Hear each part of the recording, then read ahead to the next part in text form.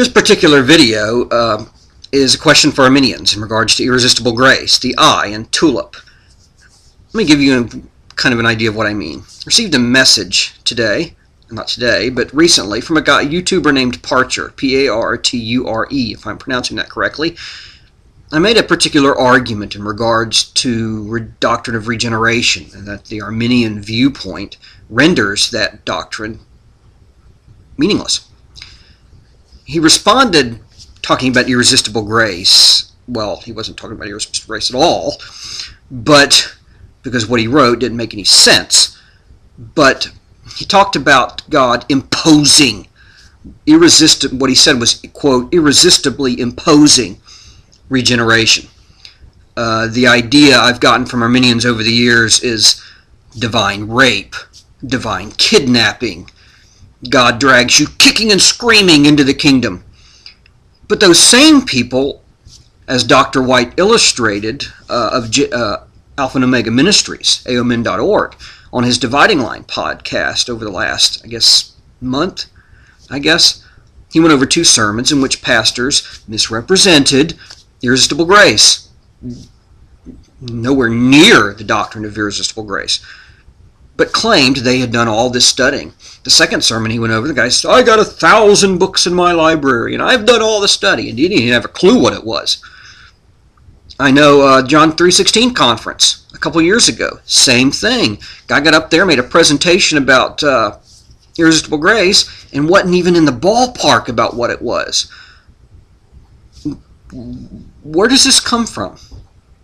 Where do you get divine rape or divine kidnapping or imposing regeneration out of Reformed writing? If you've studied Reformed writing, like most Arminians I've talked to claim, where do you get that? Here, let me show you something. What is Reformed Theology by R.C. Sproul? It's a DVD series. Bruce Demarest's The Cross and Salvation, Foundations of Evangelical Theology. The Holy Spirit, Contours of Christian Theology by Sinclair Ferguson. Putting Amazing Back into Grace, Embracing the Heart of the Gospel, Michael Horton.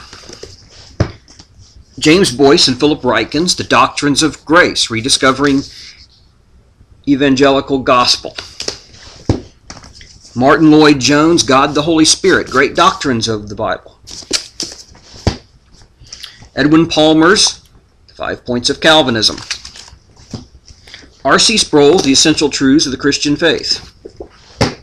Chosen by God by R.C. Sproul. Grace Unknown by R.C. Sproul. The Heart of Reformed Theology. Christian's Reasonable Service, Volume 2 by Wilhelmus A. Brockel. James White's The Potter's Freedom, A Defense of the Reformation. Parcher's favorite guy. Debating Calvinism, Dave Hunt and James White. And The Sovereign Grace of God, A Biblical Study of the Doctrines of Calvinism, James White. Good book. This big behemoth here, Wayne Grudem's Systematic Theology. And last but not least, one of the best, Joel Osteen's The Doctrines of... Just kidding. Now, if you have read any of those books, or any Reformed writings I know of, or anything on monergism.com, which has a exhaustive information, you cannot come away with divine rape, divine kidnapping, imposing regeneration. What are you reading? And if you are getting that out of this, then you are reading that book not to find out what he's actually saying in an honest fashion. You're reading that book through the lens of your traditions and your biases, and you don't care about representing anything honestly. And I realize this happens on both sides. It's easy to fall into and do. But be careful. Find out what an opponent's actually arguing. you know, when I deal with atheism, I genuinely read atheists. I genuinely listen to their debates and their arguments, and I sit and I contemplate atheism and its ramifications and what they're trying to say. I try and do the same thing with Arminianism. But I run into Arminians who are just interested in a lecture. They're not interested in their actual dialogue or a debate. They don't represent honestly. Calvary Chapel produces so many Calvinists, as James White says. How many, you know, it's a good church. It points people to the Bible, except this subject. The seminary I went to, same issue, produced a lot of Calvinists. Because when you begin asking questions, their response was, as one professor actually did to me when I asked about Romans 9, it's actually what he did. Where do you get that idea of irresistible grace? From those books, or any Reformed writings for that matter. Parcher's dishonest.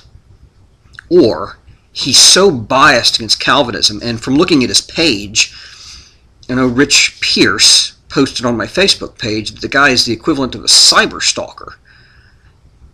He seems obsessed with Calvinism. And a guy like that isn't going to represent something honestly. He certainly didn't. You can go on Biblocality, the website he's a part of, and see. Take care. Represent your opponent honestly, to the best of your ability. It's one thing to get it wrong by accident. It's another thing to claim you've done all this studying and be nowhere in the ballpark. Take care.